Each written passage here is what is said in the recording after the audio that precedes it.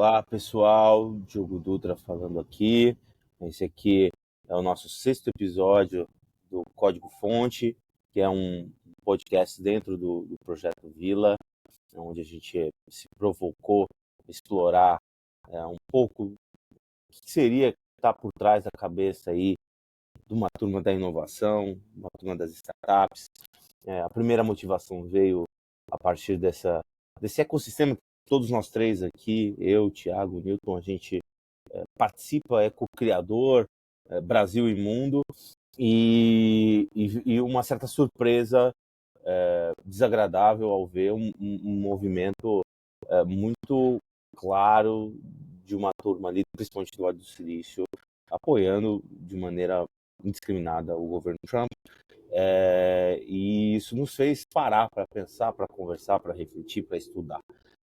A gente, nos primeiros 5 episódios, foi explorando principalmente essa temática, os empreendedores de Big Techs, né? Então, a gente estava falando ali, investidores também, falamos de Mark Anderson, falamos do Elon Musk, falamos do Peter Thiel, falamos de uma série de figuras ali importantes, e um pano de fundo que cobria boa parte dessa conversa foi o livro da Ayn Rand, e que culminou no nosso último episódio, que a gente comentou e que seria talvez o fechamento aí de um capítulo para a gente abrir um novo capítulo de discussão em uma trilha de investigação.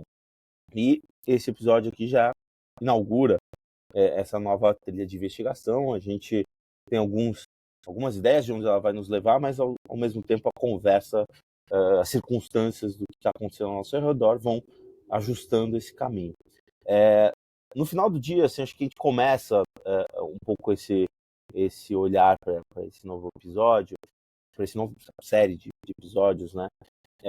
Um olhar mais global, incluindo o Brasil nesse cenário. A gente ficou muito no cenário americano de empreendedorismo e de inovação.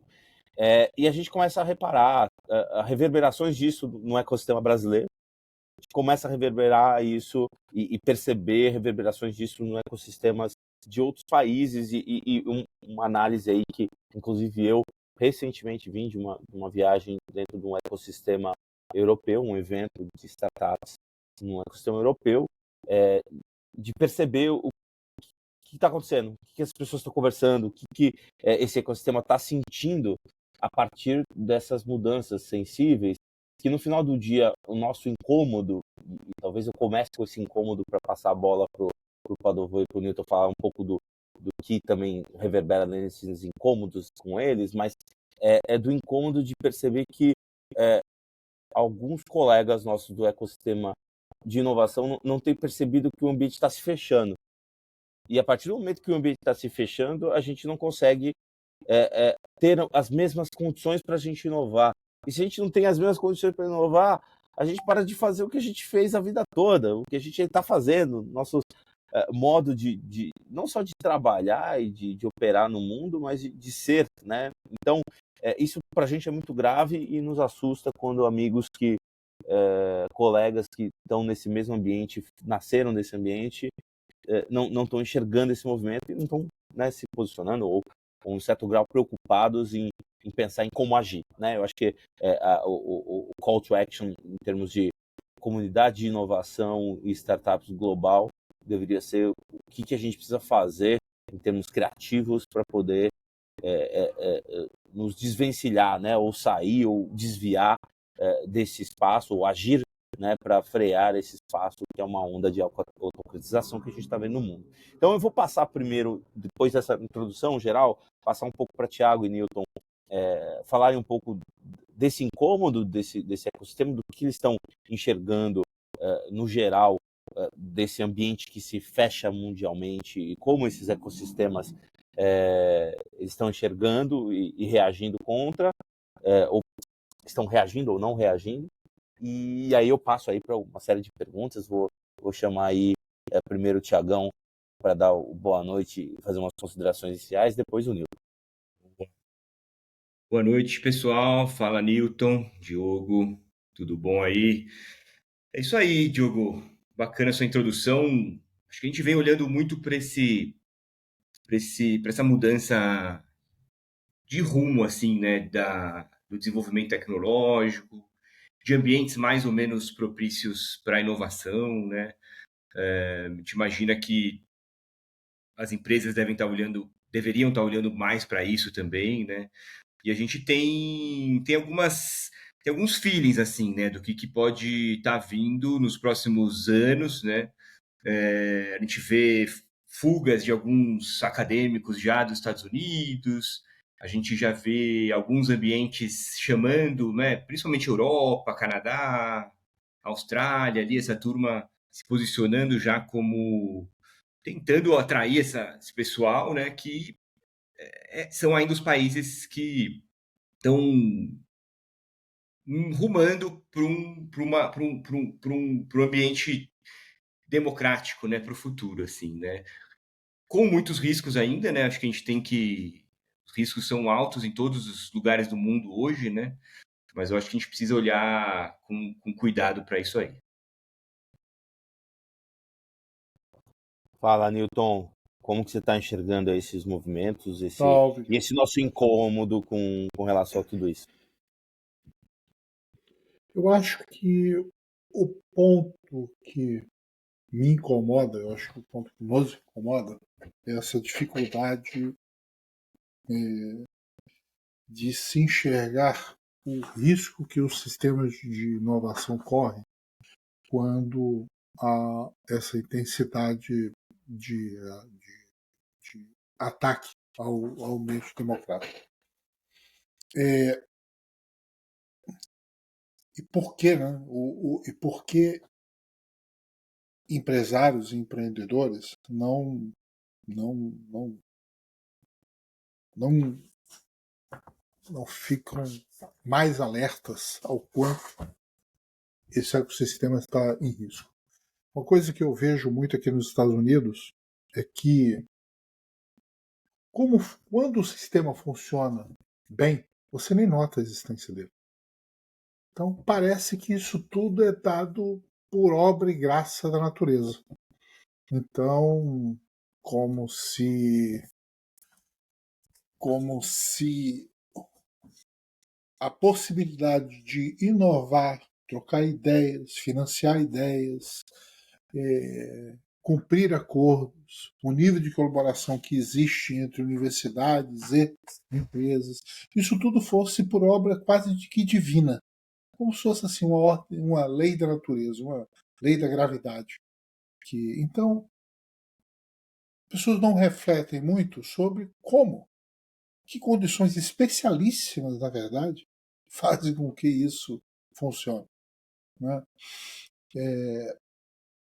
E o que, né, não só nós, mas eu acho que muita gente vê é que isso tudo só é possível dentro de um arcabouço de uma sociedade democrática, né, onde os eixos principais antes de mais nada, rule of law, onde ninguém está acima da lei. E acordos e contratos são cumpridos independente, ou devem ser cumpridos independente se fulano ou Beltrano é amigo do rei. Né? Você pode fazer negócios, você pode propor inovações sem se preocupar se a sua ideia será arbitrariamente roubada ou o seu contrato não será, ou você será punido por desafiar o cumprimento, por exigir o cumprimento do contrato simplesmente porque você desafiou o amigo do rei. Então, isso é o princípio assim básico do básico do básico do básico que rege a sociedade democrática. E todo movimento autocrático propõe o seu enfraquecimento. Então, tem várias outras questões aí que são eixos estruturantes da sociedade democrática, que são, por sua vez, eixos estruturantes de ecossistemas de inovação e que passam desapercebidos. Né? Passam desapercebidos. Porque realmente você só começa a notar que da existência do Estado de Direito quando ele não é cumprido. Quando você vai exigir uma coisa e não pode ser porque o fulano é amigo de Beltrano, então para você esse teu contrato não vale. Enfim, isso é muito E preocupante. Isso é muito preocupante por quê? aquela Porque síndrome do sapo na água, né, Newton? Vai aos pouquinhos, o negócio vai vindo, de repente, porque não é uma coisa assim, né, de uma hora para outra, né? Vem acontecendo, e de repente não tem às mais vezes é volta, de uma né? hora, e às vezes até é de uma hora para outra. Como dizem, tudo é gradual até que é de repente. Até que chega e pronto. Tudo, até que é de repente. Tudo é gradual até que é de repente. Então, essas mudanças, o enfraquecimento, pode ser gradual até o momento que E o é ponto de cada um, discutido. né? O ponto de cada um, né? E Sim. eu vou trazer aqui para vocês já um certo relato, e aí a gente pode começar a navegar por essas discussões desses outros ecossistemas. Eu estava, então, aí já faz um mês que eu voltei de um evento em Paris chamado Hello Tomorrow. É um summit deles voltado para startups de deep tech e tecnologia profunda, coisas voltadas à computação quântica, coisa voltada para aeroespacial, coisas biotechs. Então, assim, uma série de coisas assim para diversos setores. É uma coisa mais genérica, um evento de cerca de quase 4.000 pessoas ali, em 2 dias em Paris. E uma coisa interessante é que antes do evento acontecer, o CEO que organiza o evento todo já estava sinalizando uma certa preocupação. Falei, cara, tem uma comunidade global aqui de inovação e está claramente acontecendo um movimento de fechamento. E como que a gente... E ele estava muito incomodado, né? Para ele se posicionar publicamente assim, tem muitos contratos, tem muita gente que participa ali. Ele se arriscou, mas isso demonstra o tamanho da preocupação dele. E ele até fez um certo call to action, assim, uma comunidade de inovação global, para dizer, cara, o que a gente pode fazer em relação a isso? E a minha vivência ali no evento, em relação a essa discussão política, foi importante, assim. Fundos americanos estavam ali, falando na conferência e dizendo, galera, a gente tá com medo de investir nos Estados Unidos. E aí teve um ou outro fundo que falou assim, cara, talvez, né, role uma fuga de capital dos Estados Unidos e venha para cá. Né? Eles até brincaram, empreendedor, o venture capital, tudo meio otimista, né? A gente sempre fica olhando esses lados bons.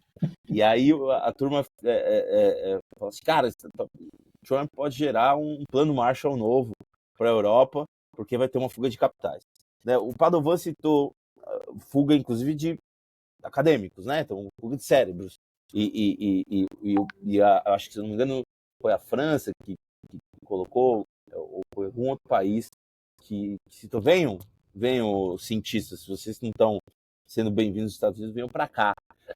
Nesse evento, eu conheci um PhD de Harvard, casado com um cientista de lá, que o cara já estava prospectando trabalho em algum centro de pesquisa europeu. E ele veio conversar comigo para ver se, né, se tinha alguma coisa ali. Então, assim, o ambiente está dessa forma. Os europeus estão sacando isso. Em um certo grau, teve uma certa discussão também em alguns painéis sobre soberania. Então, está todo mundo agora voltando para, tipo, então eu vou ter que construir meus próprios centros energéticos, eu não vou poder ficar pegando, né, energia numa rede global, vou ter que, né, ter uma soberania de energia, vou ter que ter soberania de IA, eu vou ter que ter soberania de chip, né? Então, assim, se eu estou muito exposto a muita coisa, eu vou ter que começar eu mesmo ter isso em casa. Então, isso já começa um movimento recrudescer. Ao mesmo tempo, essa análise, né, dos venture capitals e dos empreendedores joga uma luz otimista, né, para uma Europa que não está vivendo um momento fácil, né? Está struggling por todos os lados, mas que já está atenta a esse movimento. Então, isso ficou muito claro e ficou, não ficou entre linhas. Tipo, as pessoas falavam no painel aberto e claramente. Assim, talvez não usassem o nome Trump, né? Mas assim, falavam aberto e claramente que tem coisas acontecendo e existe uma preocupação. Então, assim, isso foi bem interessante dentro desse movimento europeu, e que traz aí algumas coisas para o nosso ecossistema brasileiro pensar a respeito, mas que eu ainda não vi refletido aqui. Depois a gente vai falar de Brasil. Eu acho que a gente pode comentar um pouco como que a gente está vendo os nossos colegas dentro do setor de inovação olhando para o que está acontecendo. Mas, definitivamente, o ecossistema europeu está atento, eles estão enxergando oportunidades dentro dessa zona toda, né, disso tudo que está acontecendo. E aí eu queria ouvir um pouco de vocês, assim, como que vocês estão enxergando, né, esse movimento Europa, assim, é o nosso único bote salva-vida democrático em meio às autocracias, né? Vem Canadá, se junta à União Europeia, cadê? A Austrália se junta também, né? Como que vocês estão vendo esses movimentos também? Acho que tem um desafio muito que não é claro como desatar esse nó. Recentemente, o Thomas Friedman ele escreveu um artigo no New York Times onde ele lembrava o seguinte: nenhum conjunto nem de 2 países consegue produzir um iPhone. Então, hoje, não é impossível. É impossível um conjunto pequeno de países produzir isoladamente um iPhone, dada a quantidade de interdependências de matéria-primas e tecnologias ou bens de capital. Então, o que eu quero dizer com isso é o seguinte: que a busca de uma certa soberania, hoje em dia, de como a economia e como os bens são produzidos é ilusório. Não existe isso. Ponto. Vamos guardar isso daí, porque isso simplesmente é uma nuvem que roda, é um fato da economia atual. A complexidade de certos elementos que estão completamente no nosso dia a dia hoje, eles foram possíveis de serem resolvidos porque nos últimos 20 e 30 anos a ordem democrática, a ordem do Estado do Direito, onde o right era obedecido, ele era a ordem vigente. Então, muito bem, então a busca de países se protegerem vai ter sérios constrangimentos, que talvez fosse mais fácil serem pensados isso em 1900. Em 1900 talvez seja mais fácil dizer, não, eu vou aqui construir minha bolha aqui e eu vou conseguir reproduzir internamente todo os meios principais, os principais meios de produção que a sociedade civil ou militar ou que seja necessita hoje em dia. Hoje isso não é possível. Ponto. Muito bem. Dito isso, o panorama parece.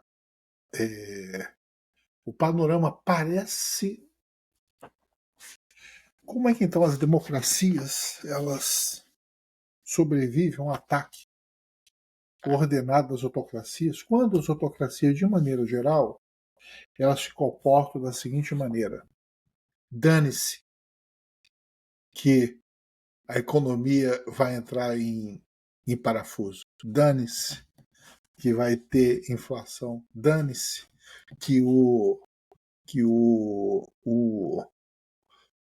bem-estar da população vai cair. Não estou nem aí. Eu estou criando, o meu objetivo é permanecer no poder, custa o que custar, e eliminar os meus adversários. Veja, a Rússia entrou numa guerra com a Ucrânia que 3 anos depois matou já, ou tornou deficientes 1 milhão de russos. A economia russa foi para a vala. bem-estar social completamente acabado. E não me parece que houve nenhuma consideração sobre a relevância disso para a sociedade. Dane-se. Não é o. Então, quer dizer o seguinte: é um desafio que eu não tenho a resposta. Né? Não tenho a resposta. A sociedade democrática terá que descobrir essa resposta. Como é que se defende de um ataque coordenado de governos e movimentos que não tem nenhuma consideração com sua população interna, certo? Visando sua destruição. Agora estamos aqui com o problema das tarifas, certo? Isso descoordena totalmente os meios de produção das sociedades. Do custo, supply chain, tudo fica. Porque não é só. E é algo muito interessante isso. Vocês vejam que o comportamento do governo americano não está sendo aumentar tarifas, é pior do que isso. É a imprevisibilidade da tarifa. Porque um dia o governo diz, vou aumentar. No outro dia ele diz, não vou aumentar não, vou esperar a semana que vem. No outro dia ele diz, ora, isso não é à toa. Ah, incompetência, não. Isso não é incompetência. Você não consegue fazer Isso um é planejamento de longo competência. prazo, né? Mas Você isso é para de planejar. competência. Mas isso é competência. Isso não é incompetência. As pessoas veem isso como incompetência. Não. Isso é competência. Vou dizer qual é a competência. Competência de injetar instabilidade nas sociedades. É uma competência isso. Isso não é por. Isso não é. Isso é uma incompetência de um governo democrático. Os governos autocráticos, o que eles querem é causar insegurança, instabilidade, imprevisibilidade na sociedade democrática. Para quê?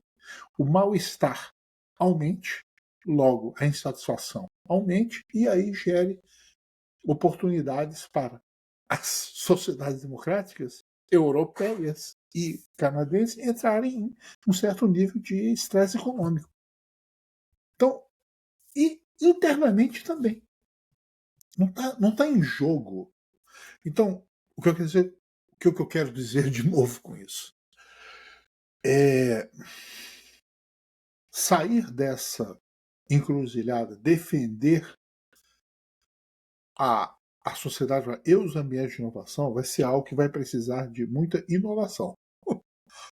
Os inovadores do mundo inteiro vão ter que criar novas respostas para esses desafios. Os desafios não são triviais. Vou aqui me fechar aqui, vou recriar tudo. Não vai conseguir, meu amigo. Não, então eu vou atrair o cérebro de todo mundo. Também isso é uma coisa. Vários desses movimentos, embora a direção esteja correta, eles não são suficientes.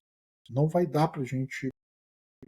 Então, por isso que eu vejo a importância de inovadores, empreendedores que prezam.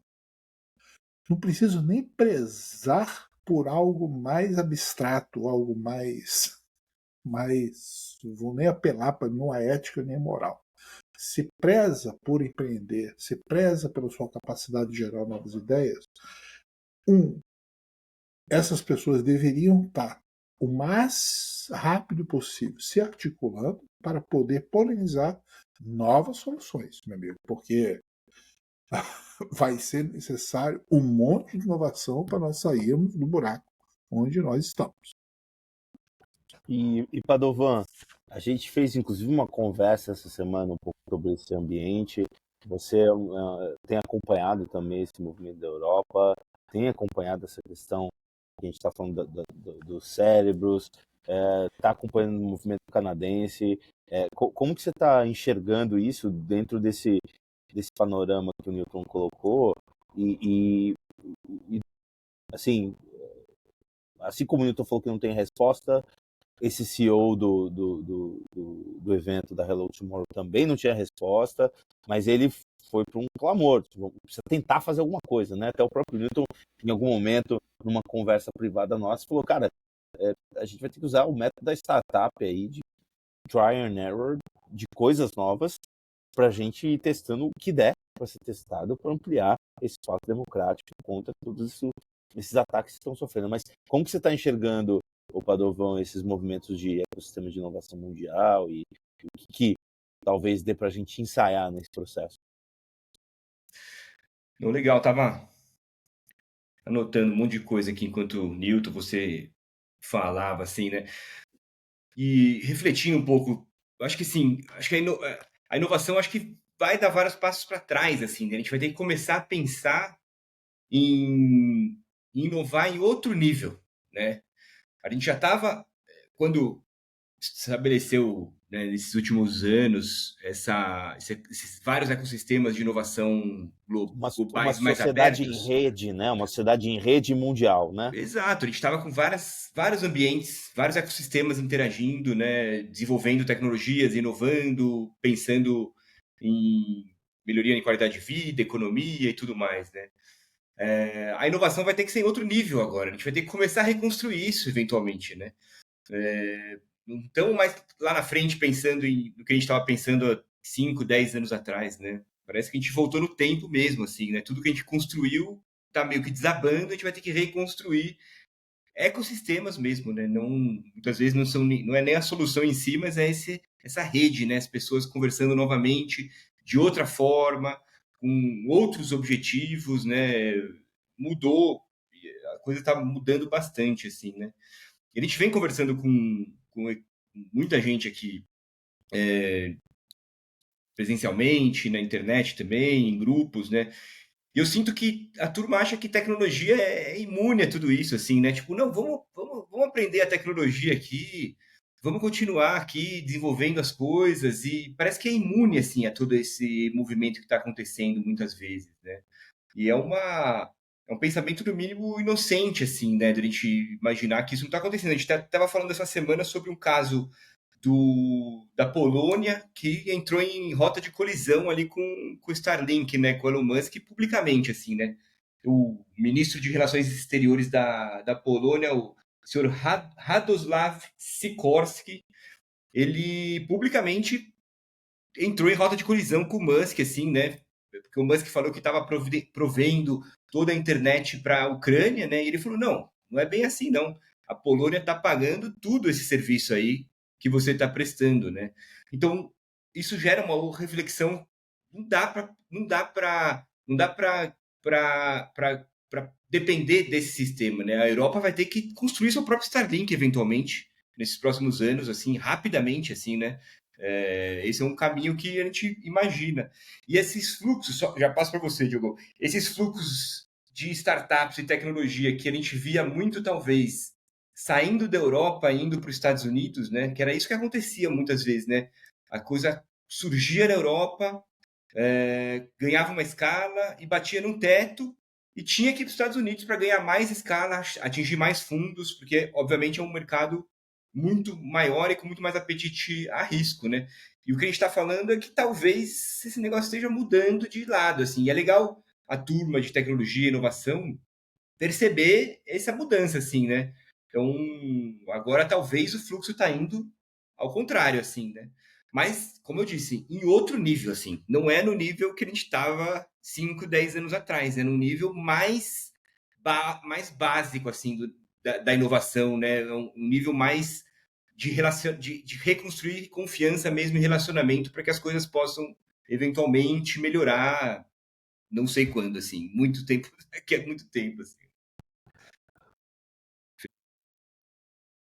Acho, então, uma afluência de ideias, pessoas na direção da Europa. Vou dizer que algo. Por que isso. Aí eu pergunto, por que isso não ocorreu antes? Por que isso não ocorreu antes? Por que os Estados Unidos é os Estados Unidos e não a Europa os Estados Unidos? Né? Eu, eu, eu tenho uma. Vivendo aqui nos Estados Unidos, você observa algo que realmente é muito difícil de reproduzir, que é o seguinte: aqui é um caldeirão de culturas que é assim, é algo extraordinário. Você vai para Boston num evento, a quantidade de nacionalidades que você encontra no metro quadrado de inovadores, de pessoas, é uma coisa assim absurda. Você encontra pessoas da África, você encontra pessoas da Ásia, você encontra pessoas da Europa, você encontra pessoas do Brasil, você encontra pessoas da Colômbia, você encontra todo mundo coabitando e convivendo numa mesma sociedade. Isso, os Estados Unidos, a história americana é uma história de contínuas imigrações. Contínuas. Gerando tensões, gerando coisas que a sociedade europeia sempre teve enorme dificuldade de absorver. Não. A sociedade europeia várias sociedades europeias agora estão à beira do fascismo porque tiveram um afluxo aí de um fluxo mais intenso de imigração. A sociedade americana vive ondas contínuas de imigração há 200 anos só. Isso gera um ethos, uma possibilidade de inovação na sociedade americana que é muito difícil de reproduzir. Pode ser que os europeus agora passem. Quer dizer, o que eu quero dizer é o seguinte: o desafio europeu de ser um centro de inovação tão rico como foi os Estados Unidos até agora é absorver diferentes culturas e modalidades de pensar dentro de um arcabouço democrático com a mesma intensidade dos Estados Unidos fez. Não tem histórico para isso. Tá? Imigração é algo que é, por natureza, com intensidade, ele é normalmente desestabilizante. Fora que, assim, se você pensar... de um organismo político. Né? Então... Fora que, se você pensar, assim, as sociedades internas dos países europeus, a gente consegue enxergar também bastante fragilidade e assim, e tem muitos grupos mais radicalizados que uma autocracia, seja russa, seja chinesa, ou até americana, colocando lá mais fogo na lenha, faz coisas eclodirem e manter essa sociedade instável. Então, assim, o mais provável, mesmo, né, um espírito europeu tentando ali, assim, eles vão brigar por um bom tempo para conseguir sair desse lugar. E se eles conseguirem, vai ser muito struggling, né? O cenário tá muito mais para pessimismo do que para otimismo, né? Mas é isso, assim, a gente tem que se agarrar em alguns pequenos sinais para ver se alguma coisa dali a gente consegue tirar o fio e falar, pô, dá para tentar alguma coisa nesse lado, e algumas pessoas desse ecossistema de inovação estão pensando nisso. Se vai ser suficiente, acho difícil, né? Vamos ver para ver. Os europeus, é óbvio que a sociedade democrática europeia hoje, ela é essencial, ela tem que ter um protagonismo que ela tem que ter. Para a sobrevivência que ela nunca teve na vida. Que ela nunca teve. Nunca teve. É isso. Não, nunca teve mesmo. Não teve, quer dizer, protagonismo teve. Assim, teve, mas sim. Veja bem, a Europa tem uma coisa de um ethos que as pessoas chamam de hipocrisia às vezes. E tem um quê de hipocrisia, como todo ser humano é hipócrita. Né? Então, isso reflete também um pouco nas nossas. O que eu aspiro ser é muito diferente do que eu posso ser. O que eu aspiro, o que eu digo que eu gostaria de ser, às vezes é diferente do que eu consigo ser. Né? Ou como disse Ortega y Gasset, eu sou eu e minhas circunstâncias. Então, as sociedades também são elas e suas circunstâncias. A sociedade americana, ela não é pouco quando você tem na sua Constituição, no seu documento fundador, um mito, a mitificação, mas é um mito importante de ser, uma narrativa importante, de que a liberdade é fundante. Essa sociedade, embora de maneira geral ela não se comporte muito melhor do que as outras, às vezes de uma maneira extremamente mais cruel do que toda Em alguns momentos da história, elas foram pessoas que defenderam ir à guerra para defender outras democracias. Na Primeira Guerra Mundial, não, claro, não, os americanos só lutaram lá porque os alemães afundaram por causa do escândalo do telegrama Zimmermann e blá blá blá blá blá blá. Tá, tem um bocado de explicação. Mas havia um movimento interno forte na direção de que os americanos tinham a obrigação moral de defender as democracias ocidentais do ataque do imperialismo alemão. Isso não é trivial, gente. Mesma coisa na Segunda Guerra. Não, os Estados Unidos ficaram em cima do muro até 1941. Não ficaram em cima do muro, uma ova. Uma ova que ficaram em cima do muro. Uma grande parte do cidadão americano defendia arduamente, com manifestações, com um monte de coisa, moral, que os Estados Unidos deveriam mandar soldados para lutar numa guerra que não era propriamente a deles, certo? Em nome, de novo, de valores democráticos. Isso não é trivial. A última vez que um governo europeu fez isso foi quando? Eu estava pensando aqui na França em 1776, mas eu acho que não era bem essa a motivação dos franceses, bem essa naquela época. Então, o que eu quero dizer com isso é o seguinte: há um mito fundante americano e essa contínua que ela é relevante. Ela é relevante. E ela é contaminante. Isso é. O que eu quero dizer com isso é o seguinte: não é à Talvez toa a seja liderança aí, né? americana. Não é à toa a liderança americana. Quando se torna dessas coisas. Não é à toa. Não é à toa. Não é à toa a predominância de. Em certas coisas de inovação. Não é à toa. Não vem assim do nada. Isso. E isso que você está falando de mito fundante me leva para um espaço assim interessante de talvez olhar para isso com cuidado de não necessariamente replicar, porque são outros momentos, outros contextos, mas o que isso de fato inspira para outros refundar, né? Eu acho que a palavra eu gosto. A gente tem um amigo nosso, o Augusto de Franco, que ele gosta da palavra de invenção, né? Então, reinventar a democracia, os ciclos de invenção e reinvenção democrática. E se a gente olhar para esse mito fundante da democracia americana, que gera esse tipo de capital social nesse espaço fundacional, o que será que nesse mito, e é super difícil recriar um mito, né? Mas o que a gente consegue, talvez mais espalhado,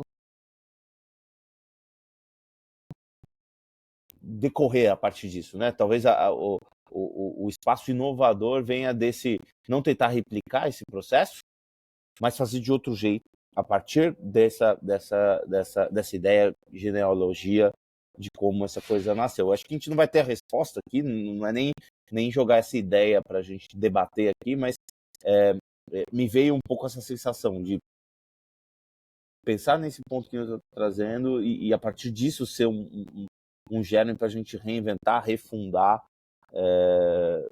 esses movimentos, né, em algum grau.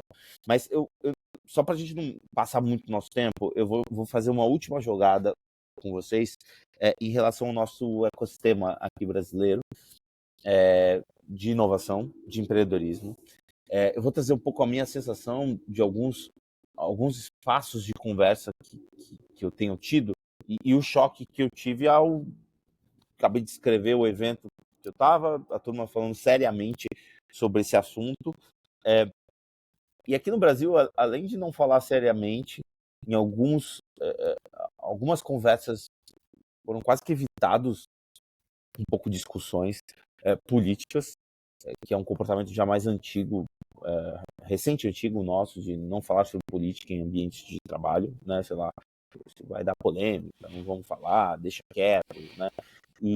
Mas ao mesmo tempo ainda rola e tá num processo meio eufórico o nosso ecossistema de inovação com as coisas de IA, né? Assim, a coisa, meu Deus, lançou o GTP4 Beta Alpha, que é melhor que o Cloud, que é melhor, e uma coisa meio tecnicista, assim, extremamente eufórica, né? E que não dá espaço para outras coisas respirarem dentro de um espaço de inovação. Tá girando esse assunto, e de vez em quando, no meio dessa onda toda, tem um processo que vem acontecendo nos últimos 10 anos no Brasil, nesse mesmo ambiente de inovação, que é uma exaltação ao modelo chinês.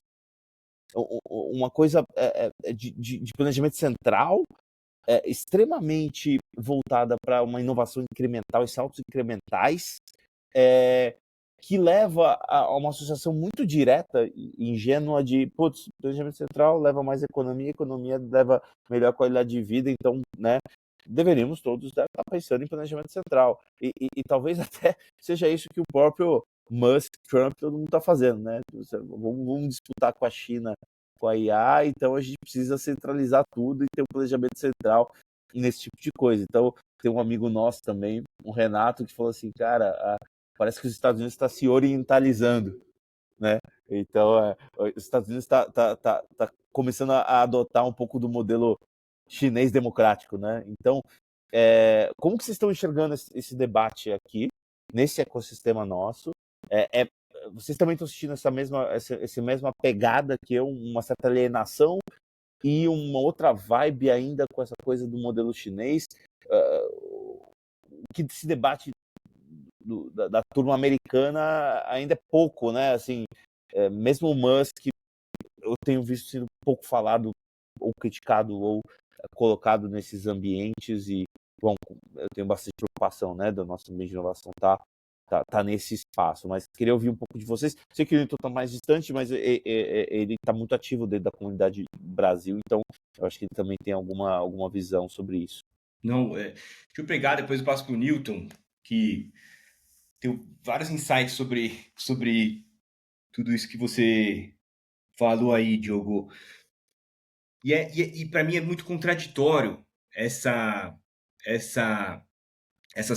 coisas que a gente vem ouvindo por aí, né? Porque inovação é uma coisa bottom-up, né? É uma coisa que vem de baixo para cima, é uma coisa que precisa das pessoas interagirem de forma mais livre, com liberdade acadêmica, liberdade de pesquisa, e a gente vem falando isso demais, né? E a gente vê muita essa galera de tecnologia e de inovação defender esse nacionalismo, esse plano central para inovação, para desenvolvimento tecnológico, né?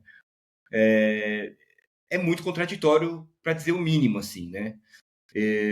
Então acaba que a conversa fica muito pobre, assim, né? E não dá, assim, ficar tentando convencer perda de tempo, assim, né? Então, o que a gente tem tentado fazer é isso aqui, é fazer conversas, né?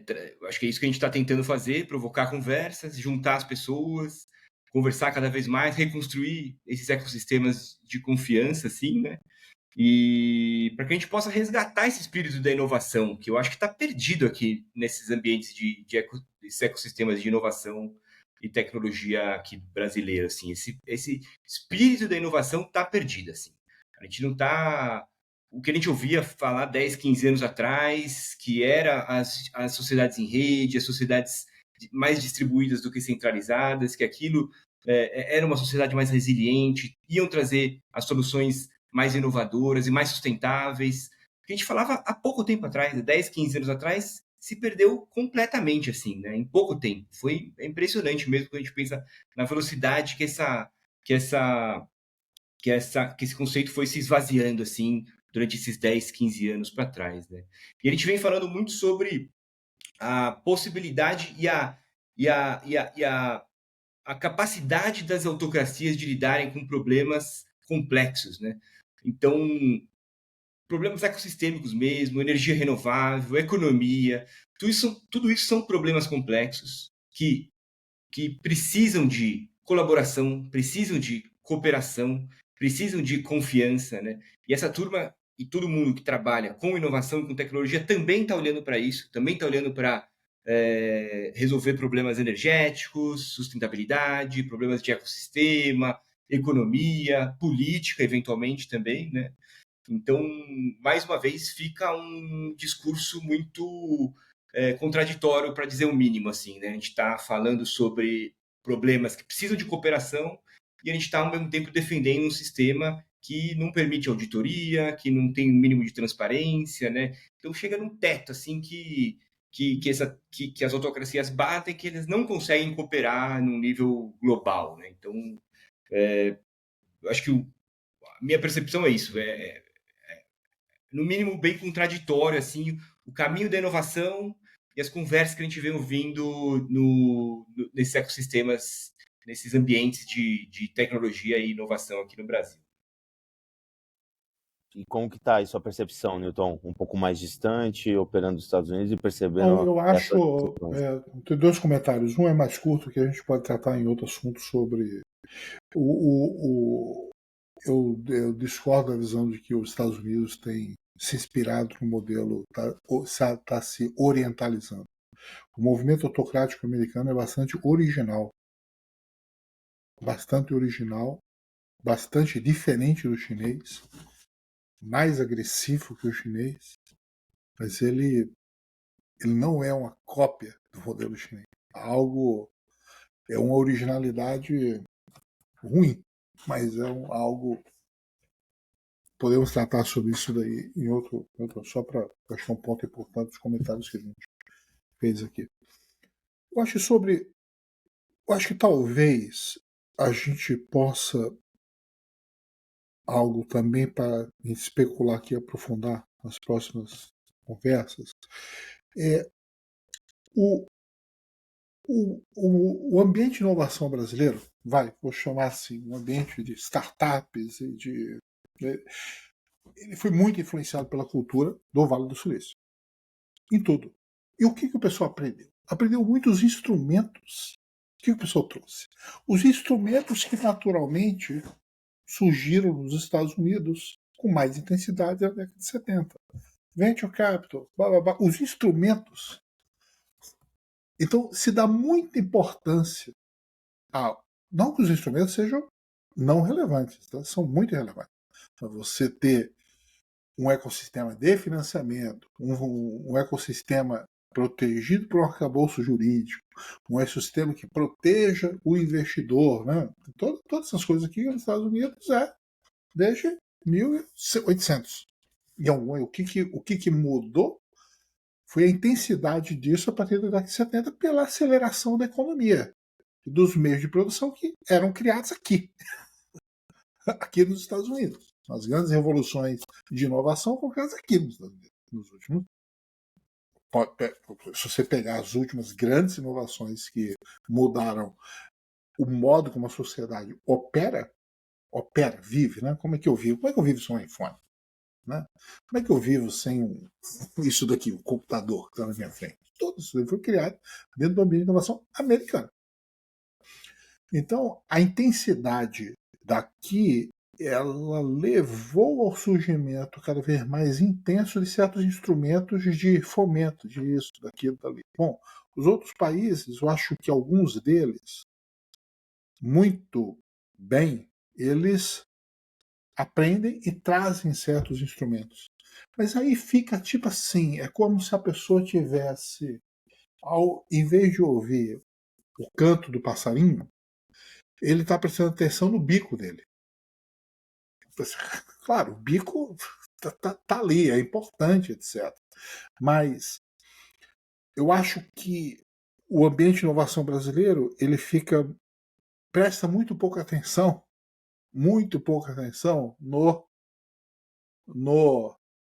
na construção realmente de um ambiente de inovação e eu acho que está no estágio ainda inicial de proteger os instrumentos gerados, mas esses instrumentos gerados eles não subsistem sem uma estrutura democrática por baixo. Não existe isso. Nós ainda no Brasil, nós temos ainda um ambiente que, de maneira geral, ainda vale em alguma medida the rule of law. Ainda há subsídios muito estressados ainda em todos os pontos desse arcabouço. Né? Esse arcabouço também de inovação brasileira, ele também se possibilita com o ressurgimento da democracia brasileira. Né? Saímos da ditadura, não sei o quê. Né? Então, tudo isso meio que coincide, nós estamos ainda... Então, acho que o que falta, o que eu vejo no Brasil é é dada importância demais aos instrumentos finais, sabe? E não a melodia que faz com que isso daí realmente gere um ambiente de inovação pujante e sem desmerecer nada, né, do que a gente consegue produzir no Brasil, a gente poderia estar fazendo muito mais. Porque nós podemos fazer muito mais. Por que nós podemos? Porque nós, seres humanos, o Brasil tem cidades com grande diversidade de ideias. O Brasil é um país de grande diversidade cultural. Então o Brasil teria, em tese, muitos elementos onde a gente poderia estar produzindo muito mais. Sendo que acho que esse arcabouço, como a própria sociedade democrática brasileira nunca deu a devida importância a isso na economia, né? Muito mais nos instrumentos de aceleração, acho que esse é o principal desafio assim do ecossistema de inovação no Brasil. Pouca atenção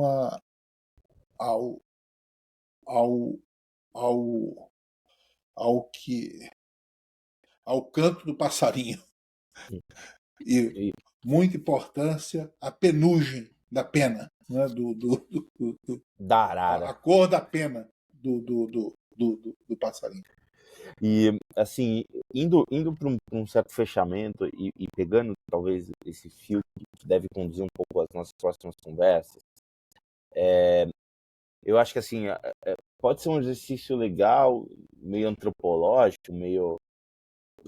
talvez daqui a pouco também surja aí referências para a gente dar uma olhada nessa coisa mais ecossistêmica, nessas coisas comparativas entre países que a gente já chegou a tocar em alguns assuntos no passado, não gravados, né, daquele livro Trust do Fukuyama, que compara sociedades e suas relações de base social e de capital social, se a gente quiser dizer assim, e as consequências disso em diversas formações econômicas, né, das suas empresas, né, conjuntos empresariais que são formados a partir da sua base social. E eu acho que é muito interessante a gente falar disso, pegando de novo a inspiração do nome desse nosso podcast, que é o Código Fonte, né, para tentar, de novo, desvendar o que está na cabeça. E aí talvez o nosso próximo foco esteja mais aqui, Brasil, mas a gente enxergar esse Brasil comparativamente com esses outros mindsets. Então a gente falou bastante do mindset americano, do Vale e de um espaço ali. A gente tocou alguma coisa do ecossistema europeu, apesar de a gente ter menos referência ali, mas tem coisas acontecendo e percepções, e do ecossistema brasileiro que a gente convive, né, que a gente está olhando e que a gente está preocupado com essa desatenção, né, que o Newton está chamando, e a gente pode dar uma cavocada um pouco mais, até porque nós, dentro desse ecossistema brasileiro, e o Thiago falou muito bem, nos últimos 10 anos ele vem se fechando, e ele estava num processo de ampliação, né, muito claro ali nos inícios dos anos 2000 até 2010 ali, coisas, amplitudes estavam acontecendo e alguma coisa foi se fechando nesses últimos anos e o nosso ecossistema cada vez mais foi pegando esse olhar do bico e não do canto, né, que o Newton comentou. Então vamos puxar essa vertente, esse vai ser os nossos próximos explorações do código-fonte. Vou agradecer Thiago e o Newton pelo papo e a gente se vê no próximo episódio. Valeu, turma. Valeu, Diogão. Valeu, Valeu, Newton. boa noite, pessoal. Abraço. Tchau.